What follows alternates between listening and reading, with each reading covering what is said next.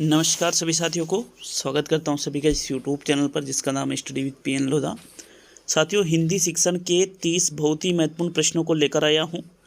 देखिएगा, 9 दिन आपके पास बचे हुए हैं, 9 दिन शेष है आज से। तो साथियों, हिंदी के ये जो 30 प्रश्न हैं, यूँ मानिए एग्ज़ाम के पैटर्न पर बनाए गए हैं और यहाँ पर आप अगर 25 प्रश्नों को सही कर लेते हो तो यकीन मानिए आप रीट एग्ज़ाम में 25 से ऊपर जाओगे साथियों। तो चलिए शुरू करते हैं आज के इस वीडियो को, पूरे ही 30 प्रश्नों को करके जाना साथियों। पहला प्रश्न देख लेते हैं। मैं अपनी पुस्तक पढ़ रहा हूँ, वाक्य में कौन सा काल का प्रयोग हुआ है? पूर्ण वर्तमान, अपूर्ण वर्तमान काल, अपूर्ण भूतकाल, सामान्य वर्तमान काल। तो भैया बताइएगा, पहले क्वेश्चन में आपका कौन सा विकल्प सही है? 30 ही प्रश्नों में क्या करेंगे, प्रश्न पढ़ेंगे, आप उत्तर दोगे, उसके बाद बताऊंगा। तो चलिए दीजिए उत्तर। देख लिया होगा, दे दिया होगा। राइट आंसर कौन सा रहेगा? मैं अपनी पुस्तक पढ़ रहा हूँ, ये एक अपूर्ण वर्तमान काल का उदाहरण है, क्योंकि पढ़ रहा हूँ मतलब वर्तमान में क्रिया जारी है और जहाँ पर वर्तमान में क्रिया जारी होती है वो होता है अपूर्ण वर्तमान काल। तो दूसरा क्वेश्चन, इनमें से कौन से विकल्प में लोकोक्ति अथवा मुहावरे का अर्थ सही नहीं है? विकल्प देखिएगा। आंधी के आम होना बहुत सस्ती वस्तु, अधजल गगरी छलकत जाई, ओछा आदमी अधिक इतराता है, नाच न जाने आंगन टेढ़ा, अपना दोष दूसरों पर मढ़ना, बाप ने मारी मेंढ की बेटा तीरंदाज, मूर्ख को गुण की परख न होना। तो भैया देख लीजिए आपके हिसाब से, इसमें कुछ भी आपको यूँ मानो न तो कुछ बोला जाएगा उत्तर के पहले, न कुछ समझाया जाएगा। तो दीजिए आंसर प्रश्न नंबर 2 का। देखते हैं राइट आंसर, देख ले। तो चलिए, राइट आंसर है आपके विकल्प नंबर 4, बाप ने मारी मेंढ की बेटा तीरंदाज। ये जो विकल्प है लोकोक्ति है, ये मूर्ख को गुण की परख न होना साथियों, ये इसका आंसर नहीं है, ये इसका अर्थ नहीं होता है, क्योंकि इस लोकोक्ति का अर्थ होता है अपनी हैसियत से ज़्यादा शेखी बगाड़ना। बाप ने मारी मेंढ की बेटा तीरंदाज। बाकी तीसरा, दूसरा, पहला जो विकल्प है इसमें सही लोकोक्तियाँ और मुहावरे दे रखे हैं। तो चलिए आगे बढ़ेंगे तीसरे नंबर पर। यहाँ आपका चौथा विकल्प सही है। प्रश्न संख्या 3 है साथियों, निम्न शब्दों की व्याख्या कीजिए। फिर यहाँ एक चिन्ह लगा हुआ है, सर्वनाम, फिर यहाँ एक चिन्ह लगा हुआ है, विशेषण, और फिर एक यहाँ चिन्ह लगा हुआ है। तो ये एक वाक्य है। वाक्य में प्रयुक्त विराम चिन्हों का सही क्रम है निर्देशक चिन्ह, अल्प विराम, पूर्ण विराम, विवरण चिन्ह, अल्प विराम, पूर्ण विराम, विवरण चिन्ह, हंस पद, पूर्ण विराम, निर्देशक चिन्ह, हंस पद, पूर्ण विराम। तो बताओ भाई कौन सा विकल्प आपके प्रश्न 3 में सही रहेगा? सोच लीजिएगा, देख लीजिए, सोच लीजिए, उत्तर दे दीजिए, टाइम ज़्यादा देंगे नहीं। तो देख लेते हैं सही आंसर क्या रहेगा साथियों। विकल्प नंबर आपका 2 सही है। ये यहाँ पर विवरण चिन्ह है। विवरण चिन्ह इस प्रकार का होता है, हालांकि मैंने टाइप किया तो बीच में थोड़ी थोड़ी जगह आपको दिख रही होगी, लेकिन साथियों टाइपिंग में ऐसा ही आता है। फिर उसके बाद में यहाँ पर ये जो विराम चिन्ह लगा है, सर्वनाम के बाद में ये अल्प विराम है और सबसे बाद में विशेषण के बाद में ये पूर्ण विराम का चिन्ह है। इसलिए दूसरा विकल्प आपके तीसरे क्वेश्चन में सही है। नेक्स्ट प्रश्न संख्या 4 पे आते हैं साथियों। प्रश्न संख्या 4 है आपके, रचना की दृष्टि से वाक्यों के भेद में असंगत है। पहला विकल्प है गुलाबी नगर जयपुर राजस्थान की राजधानी है, संयुक्त वाक्य। दूसरा है गांधी जी ने कहा कि सदा सत्य बोलो, मिश्र वाक्य। तीसरा है सूर्य पूर्व दिशा में उदय होता है, यह आपके सरल वाक्य। और चौथा है राम आया और चला गया, संयुक्त वाक्य। तो यहाँ पर जो रचना की दृष्टि से जो वाक्य के भेद होते हैं उसमें आपको असंगत देखना है। असंगत का मतलब गलत से लिया जाता है। तो देखिएगा, रचना की दृष्टि से वाक्य के 3 प्रकार होते हैं, सरल या साधारण वाक्य। सरल वाक्य को साधारण वाक्य भी कहते हैं, मिश्र वाक्य और संयुक्त वाक्य। साथियों पहला विकल्प जो है यह कह रहा है गुलाबी नगर जयपुर राजस्थान की राजधानी है, बिल्कुल सही कथन है। यहाँ पर ये जो कथन है ये सही कथन नहीं है, क्योंकि ये संयुक्त वाक्य का उदाहरण नहीं है, बल्कि ये एक सरल वाक्य का उदाहरण है। क्योंकि यहाँ पर जो संयुक्त वाक्य होते हैं उसमें संयोजक शब्द जुड़े होते हैं साथियों। दूसरा कह रहा है गांधी जी ने कहा कि सदा सत्य बोलो, ये मिश्र वाक्य है तो ये सही कथन है, ये गलत है। सूर्य पूर्व दिशा में उदय होता है, ये सरल वाक्य है।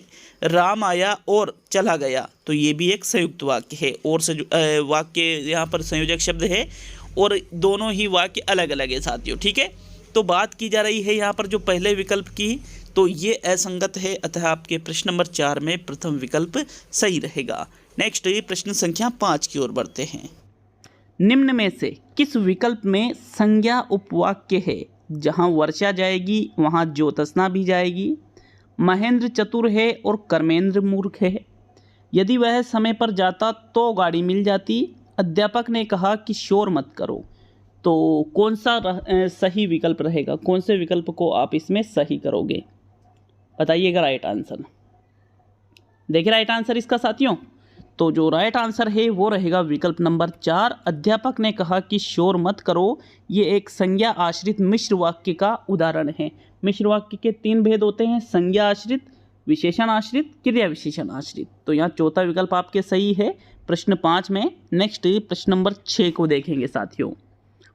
छठा क्वेश्चन आपसे पूछा जा रहा है, पूज्यनीय पिताजी आ रहे हैं, रेखांकित शब्द का शुद्ध रूप होगा। तो रेखांकित शब्द क्या है? पूज्यनीय। तो छोटे ओ की मात्रा लगेगी और पूज्यनीय, बड़े ओ की मात्रा लगेगी पूजनीय, छोटे ओ की मात्रा लगेगी पूजनीय और पूज्यनीय। तो बताओ भाई कौन सा विकल्प प्रश्न संख्या 6 में सही रहेगा? साथियों राइट आंसर सोच लीजिए एक बार आप, फिर उसके बाद में सही विकल्प पर चर्चा करेंगे। तो आंसर है आपके विकल्प नंबर 2, पूजनीय। इस प्रकार से जो लिखा जाता है साथियों, ये ही इसका शुद्ध रूप होता है। सेकंड विकल्प आपके छठे क्वेश्चन में बिल्कुल सही है, पूजनीय गलत है। पूजनीय इसमें छोटे ऊ की नहीं बड़े ऊ की मात्रा लगती है, तो ये भी गलत हो जाता है। तीसरा और चौथा भी आपके गलत है यहाँ, ओनली सेकंड विकल्प आपके छठे क्वेश्चन में सही है। नेक्स्ट प्रश्न नंबर 7, तो 7वां क्वेश्चन देखते हैं। किस विकल्प में मुहावरे संबंधी शुद्धि का प्रयोग हुआ है? पानी पीकर नाम पूछना निरर्थक है। तेरी बातें सुनते सुनते मेरे कान भर गए। आजकल भ्रष्टाचार का बाजार गर्म है। युग परिवर्तन का बीड़ा कौन चबाता है? तो बताओ भाई 7वें क्वेश्चन का कौन सा विकल्प सही रहेगा? प्रश्न को समझाऊंगा भी नहीं, संकेत भी नहीं दूंगा, कुछ भी नहीं, पहले आंसर फिर समझाना। तो 7वें क्वेश्चन का जो सही आंसर है वो रहेगा विकल्प नंबर 3, आजकल भ्रष्टाचार का बाजार गर्म है। ये सही मुहावरा है। बाकी पानी पीकर नाम पूछना निरर्थक नहीं, यहाँ पर क्या होता है? पानी पीकर जात पूछना, नाम नहीं जात होता है, ये गलत है।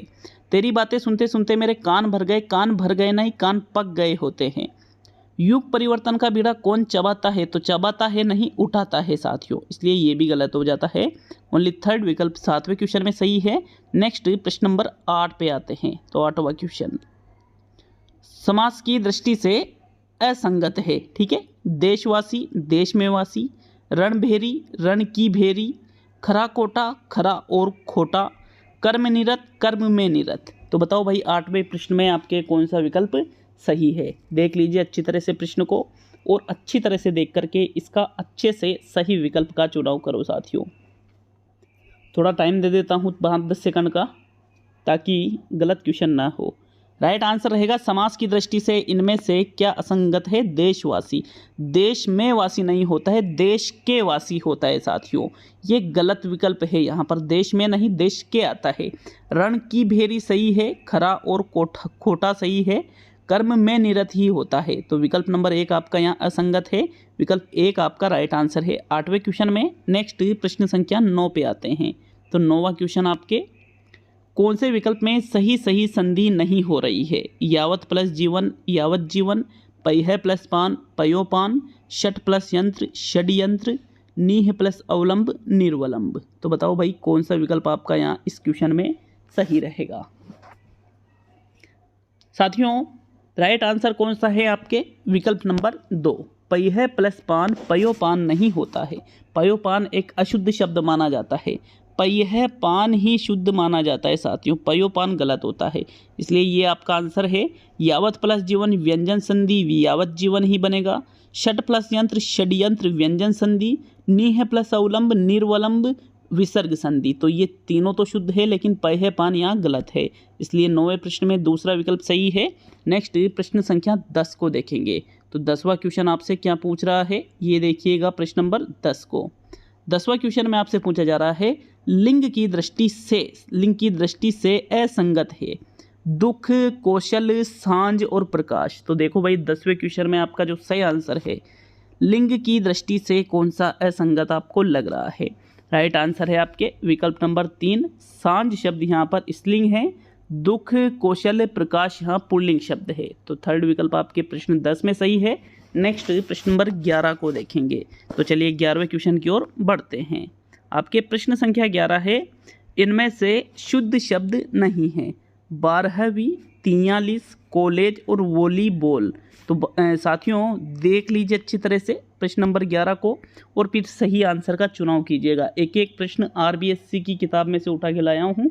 आरबीएससी की किताबों में से ही प्रश्न पूछे जाते हैं हिंदी में। तो आप यूँ मानो जितने क्वेश्चन आपके आरबीएससी की बुक से मिलेंगे ना, उतने किसी से भी नहीं मिल सकते, किसी भी बुक से साथियों। हाँ, अगर उन्होंने पूरा आरबीएससी का मैटर दे रखा है तो फिर मिलना ही है वो तो देखो कौन सा शुद्ध शब्द नहीं है, 43। सेकंड विकल्प आपके 11वें में सही है, क्योंकि 43 नहीं होता है, 43 होता है। कितना होता है, 43 आपके शुद्ध शब्द होता है। ये गलत विकल्प है, इसलिए आपका सेकंड आंसर रहेगा 12वीं ही होता है, कॉलेज ही होता है, वॉलीबॉल शुद्ध है साथियों, ये बिल्कुल शुद्ध शब्द है। इसको अच्छी तरह से याद रखिएगा, बहुत ही महत्वपूर्ण है, क्योंकि हम वॉलीबॉल के देते हैं, वॉलीबॉल के देते हैं, लेकिन वॉलीबॉल शब्द यहाँ शुद्ध है। तो सेकंड विकल्प 11वें में सही है। नेक्स्ट प्रश्न नंबर 12 पे आएंगे। 12वां क्वेश्चन देखते हैं। विलोम की दृष्टि से शुद्ध है कर्पण का रोपण, उत्तम का अधम, बेर का प्रीति, शाश्वत का क्षणिक। तो बताओ भाई कौन सा विकल्प यहाँ पर विलोम की दृष्टि से शुद्ध है। शुद्ध क्या, सॉरी अशुद्ध है, ऐसा होना चाहिए। प्रश्न में टाइपिंग मिस्टेक है, ये तो शुद्ध नहीं, यहाँ अशुद्ध होना चाहिए। ठीक है, अशुद्ध मान के चलो, टाइपिंग मिस्टेक मेरी मिस्टेक है साथियों, इसके लिए मैं क्षमा चाहता हूँ। तो देखो अशुद्ध विलोम देखना है आपको। राइट आंसर कौन सा रहेगा आपके, देख लेते हैं। शाश्वत का क्षणिक ही होता है, बेर का प्रीति ही होता है साथियों, उत्तम का अदम ही होता है, लेकिन कर्पण का रोपण नहीं होता है। उन्मूलन का होता है रोपण, तो कर्पण का तो क्या होता है, उदार होता है। क्या होता है, उदार। तो यहाँ पर विकल्प नंबर आपका 1 जो है ये विलोम की दृष्टि से क्या है, अशुद्ध है।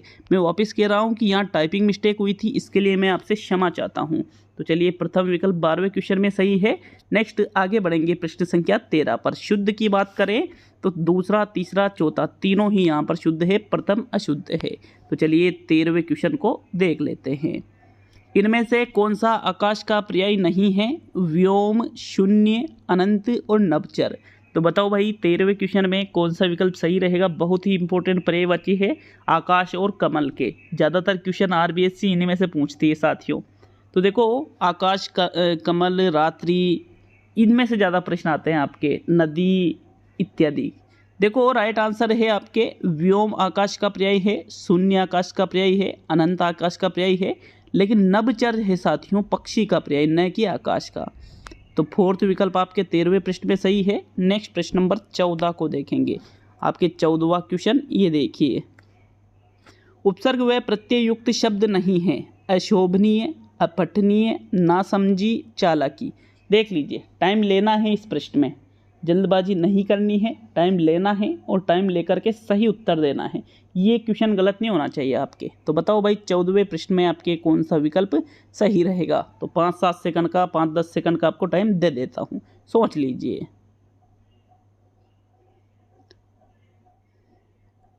साथियों राइट आंसर है विकल्प नंबर 4, चालाकी जो शब्द है ये उपसर्ग और प्रत्यय युक्त शब्द नहीं है।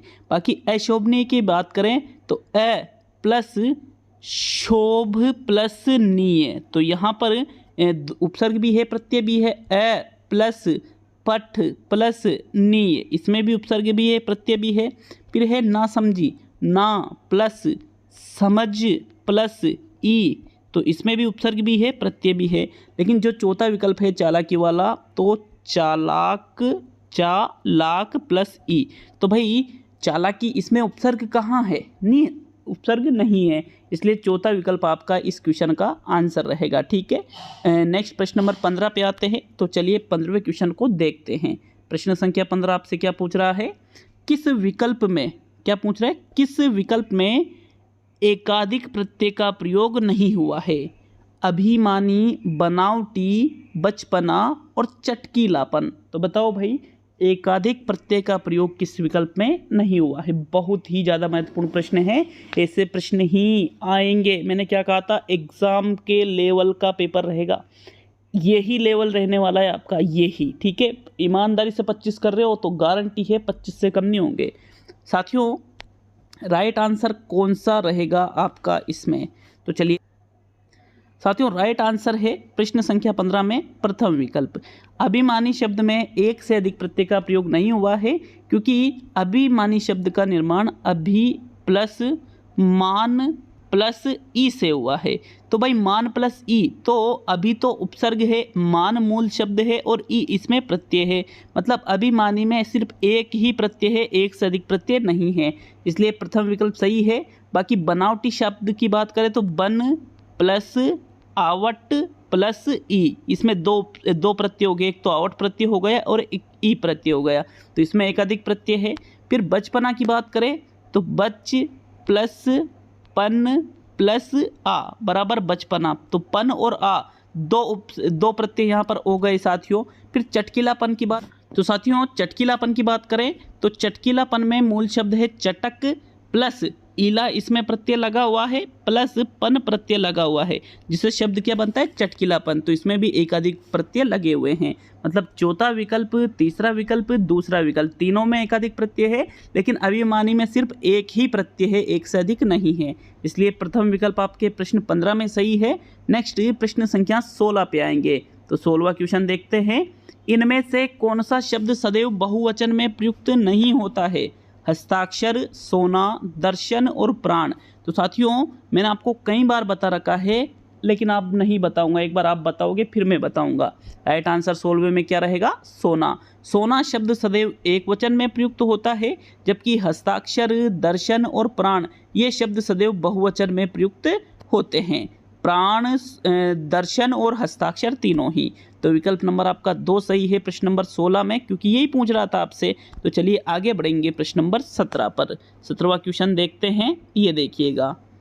इनमें से कौन सा विकल्प क्रिया से भाववाचक संज्ञा का उदाहरण नहीं है? गुनगुनाहट, उड़ान, निकटता और जीत। तो बताओ भाई 17वें प्रश्न में आपका कौन सा विकल्प सही रहेगा? संपूर्ण सिलेबस को कवर किया है साथियों मैंने, एक पदबंध का क्वेश्चन छूटा है क्योंकि 17 क्वेश्चन पहले ही हो चुके थे। तो देखो भाववाचक संज्ञा का उदाहरण नहीं है, वो भी क्रिया से। तो साथियों क्या आंसर आपका सही रहेगा प्रश्न संख्या 17 में? क्रिया से भाववाचक कौन सा नहीं बना है? तो राइट आंसर है आपके निकटता, क्योंकि गुनगुनाहट शब्द गुनगुनाना से बना है, और गुनगुनाना क्या है साथियों? एक क्रिया है। उड़ान शब्द उड़ना से बना है, उड़ना क्या है? क्रिया है। जीत शब्द जीतना से बना है, जीतना क्या है? क्रिया है। लेकिन निकटता शब्द निकट से बना है, और निकट शब्द क्या है? एक अव्यय है, न कि क्रिया है, इसलिए आपके थर्ड विकल्प प्रश्न नंबर 17 में सही है। नेक्स्ट आगे बढ़ेंगे प्रश्न नंबर 18 पर। तो 18वां क्वेश्चन देख लेते हैं। टेलीविजन भूमिका अदा करता है लिंगवा फोन की, रेडियो और छायाचित्र की, जादुई लालटेन की और रेडियो और चलचित्र की। तो भाई बताओ 18वें प्रश्न में आपके कौन सा विकल्प सही है? पहला, दूसरा, तीसरा या चौथा? बताइएगा सही आंसर प्रश्न नंबर 18 में। तो चलिए देख लेते हैं इसका सही आंसर क्या रहेगा।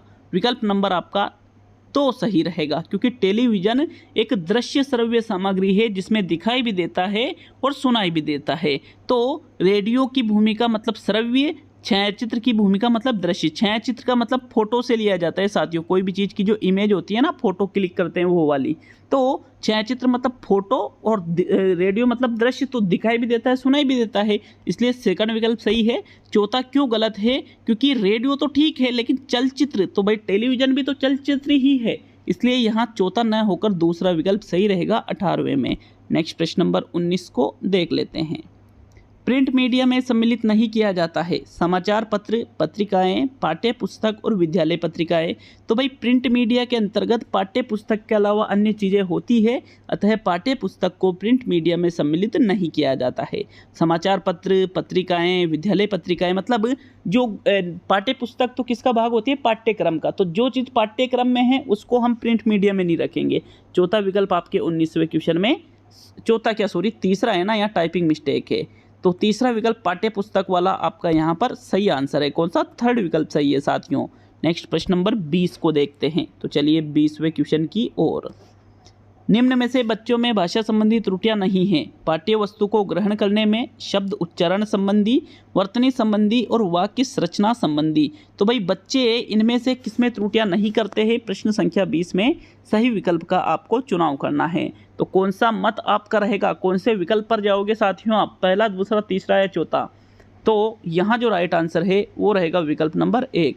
पाठ्य वस्तु को ग्रहण करने में बच्चों में भाषा संबंधी त्रुटियां नहीं होती है। बच्चे शब्द उच्चारण में त्रुटियां कर देते हैं, वर्तनी में त्रुटियां कर देते हैं, वाक्य संरचना में त्रुटियां कर देते हैं। इसलिए प्रथम विकल्प आपके प्रश्न संख्या 20 में सही है। तो चलिए आगे बढ़ेंगे प्रश्न नंबर 21 पर। 21वां प्रश्न, मूक फिल्म उदाहरण है दृश्य श्रव्य सामग्री का, दृश्य सामग्री का, श्रव्य सामग्री का और इनमें से सभी का। तो बताओ 21वें प्रश्न में कौन सा विकल्प सही है? देख लीजिए अच्छी तरह से 21वें क्वेश्चन को और सही विकल्प का चुनाव कीजिएगा। तो देखते हैं इसका सही आंसर क्या है साथियों। मूक फिल्म किसका उदाहरण है? एक दृश्य सामग्री का उदाहरण है, क्योंकि मूक का मतलब होता है जिसमें बोला नहीं जाता है, और जिसमें बोला ही नहीं जा रहा है तो फिर वो दृश्य श्रव्य में नहीं आएगी। इसलिए सेकंड विकल्प 21वें क्वेश्चन में सही हो जाता है। नेक्स्ट प्रश्न नंबर 22 को देखेंगे। तो चलिए 22वें क्वेश्चन की ओर। भाषा शिक्षण में बहुमुखी प्रयास का अर्थ है आगमन विधि का प्रयोग करना, तकनीक का प्रयोग करना, सभी विषयों के शिक्षण में भाषा पर बल और अनेक अध्यापकों द्वारा भाषा का शिक्षण करना। तो 22वें क्वेश्चन में सही विकल्प का चुनाव करो। कौन सा विकल्प आपका इसमें सही रहेगा साथियों? राइट आंसर रहेगा सभी विषयों के शिक्षण में यदि हम भाषा पर बल देते हैं तो वही भाषा शिक्षण में बहुमुखी प्रयास कहलाता है। थर्ड विकल्प आपके 22वें क्वेश्चन में सही है। नेक्स्ट प्रश्न संख्या 23 पे आते हैं। जैसे मान लीजिए आप कोई सा भी सब्जेक्ट पढ़ा रहे हो, हिंदी, सामाजिक विज्ञान, संस्कृत या अन्य कोई सा भी सब्जेक्ट ले सकते हो। सभी विषयों में अपन अगर भाषा पर बल देंगे तो वही बहुमुखी प्रयास कहलाएगा। चलिए नेक्स्ट प्रश्न नंबर 23 पे आते हैं। गद्य शिक्षण की विधि है अर्थबोध विधि, कौशल विधि, लेखन विधि और अक्षरबोध विधि। तो बताओ भाई 23 में कौन सा विकल्प सही है? देख लीजिए अच्छी तरह से प्रश्न को कि 23 में कौन सा आंसर आपका रहेगा। तो चलिए आंसर देख लेते हैं। अर्थबोध विधि यहाँ गद्य शिक्षण की विधियों में आती है। गद्य शिक्षण की सर्वश्रेष्ठ विधि भी इसको माना जाता है साथियों। विकल्प 1 सही है 23 में। नेक्स्ट प्रश्न नंबर 24 पे आते हैं। तो 23 के बाद में 25 आ गया क्या? माफ़ी चाहता हूँ, एक क्वेश्चन टाइपिंग मिस्टेक की वजह से छूट गया है साथियों। तो भाषा के व्याकरण की समझ को केवल वस्तुनिष्ठ प्रश्नों के माध्यम से आंका जाना चाहिए, केवल लघुत्तर प्रश्नों के माध्यम से आंका जाना चाहिए, निबंधात्मक प्रश्नों के माध्यम से आंका जाना चाहिए या संदर्भपरक प्रश्नों के माध्यम से आंका जाना चाहिए। तो भाई हम भाषा में व्याकरण की समझ किस प्रकार बच्चों के अंदर आंकलित करते हैं? प्रश्न संख्या 25 में सही आंसर कौन सा रहेगा? तो आपके विकल्प नंबर 4 बिल्कुल सही है साथियों। संदर्भपरक प्रश्नों के माध्यम से भाषा के व्याकरण की समझ को हमें आकलन करना चाहिए बच्चों के बारे में। विकल्प नंबर 4 आपका प्रश्न नंबर 25 में बिल्कुल सही है। नेक्स्ट आगे बढ़ेंगे प्रश्न नंबर 26 पर। तो चलिए 26वें क्वेश्चन की ओर आते हैं। आपके प्रश्न संख्या 26 से देखो बरसात होने लगी है तो शायद आपको आवाज़ भी आ रही होगी बरसात की। 26वां क्वेश्चन, प्राथमिक स्तर पर भाषा शिक्षण की प्राथमिकता होनी चाहिए कविता और कहानी के द्वारा केवल श्रवण कौशल का विकास करना, बच्चों की रचनात्मकता और मौलिकता को पोषित करना, बच्चों की चित्रांकन क्षमता का विकास करना, केवल बोलकर पढ़ने की क्षमता विकसित करना। तो बताओ भाई 26 में आपका कौन सा विकल्प सही रहेगा? एक बार और प्रश्न को देख लीजिए, चाहो तो प्रश्न को दोबारा पढ़ सकते हो ताकि समझने में ज़्यादा दिक्कत आपके नहीं रहे। तो राइट आंसर देख लेते हैं। प्राथमिक स्तर पर भाषा शिक्षण की प्राथमिकता क्या होनी चाहिए साथियों? तो राइट आंसर है बच्चों की रचनात्मकता और मौलिकता को पोषित करना। क्योंकि जो बच्चों में रचनात्मकता है, जो उसमें मौलिकता है, मतलब सृजनशीलता भी कह सकते हैं, इसको पोषित मतलब आगे बढ़ाने के लिए हमें कार्य करना चाहिए, ये सबसे इम्पोर्टेंट होता है। सेकंड विकल्प 26 में सही है। नेक्स्ट प्रश्न नंबर 27 पे आते हैं। तो 27वां क्वेश्चन देखेंगे। एक अच्छे मूल्यांकन की विशेषता नहीं है वैधता, आत्मनिष्ठता, वस्तुनिष्ठता और व्यापकता। तो भैया 27वें क्वेश्चन में कौन सा विकल्प रहेगा? आपके विकल्प नंबर आपके 2 सही है। अच्छे मूल्यांकन की विशेषताओं में इसको नहीं रखते हैं। अच्छा मूल्यांकन वैधता युक्त होता है, वस्तुनिष्ठता पाई जाती है, व्यापकता पाई जाती है, लेकिन आत्मनिष्ठता तो एक दोष है, गुण तोड़ी है, इसलिए सेकंड विकल्प आपके प्रश्न नंबर 27 में सही है। तो चलिए 28 की ओर बढ़ते हैं। 28वां क्वेश्चन।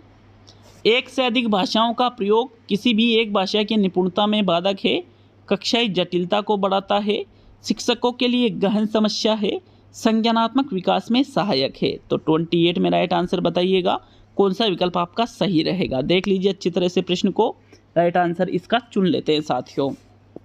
राइट आंसर इसका रहेगा संज्ञानात्मक विकास में ये सहायक है, क्योंकि एक से अधिक भाषाओं मतलब बहुभाषिक कक्षा है वो, तो गहन समस्या नहीं है, जटिलता नहीं है, निपुणता में बाधक नहीं है, बल्कि बच्चों के संज्ञानात्मक विकास में ये चीज़ सहायता पहुंचाएगी।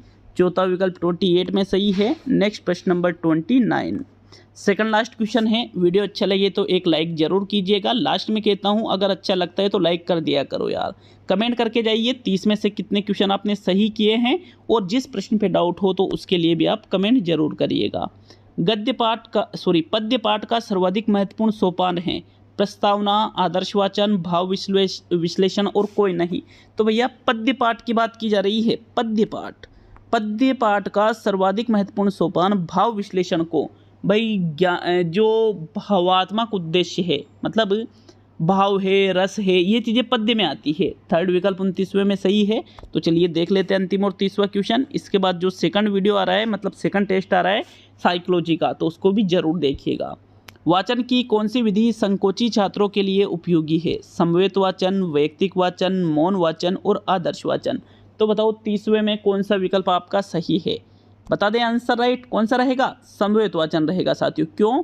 क्योंकि संकोची मतलब जो छात्र बोलने में संकोच करते हैं, तो ऐसे बालकों के लिए समवेत वाचन कराया जाए। सभी को साथ साथ वाचन कराएंगे, तो जो संकोची छात्र है, बोलने में जिनके झिझक होती है, ये चीज़ें दूर हो जाती है। सभी के साथ साथ वो भी बोल लेंगे, पढ़ लेंगे, इसलिए प्रथम विकल्प 30वें में सही है। तो ये आज का टेस्ट था, कैसा लगा कमेंट करके जरूर बताइएगा, और वीडियो अच्छा लगे तो लाइक शेयर जरूर कीजिएगा साथियों। मिलते हैं अब अगले वीडियो में। बहुत बहुत धन्यवाद सभी का वीडियो को पूरा देखने के लिए।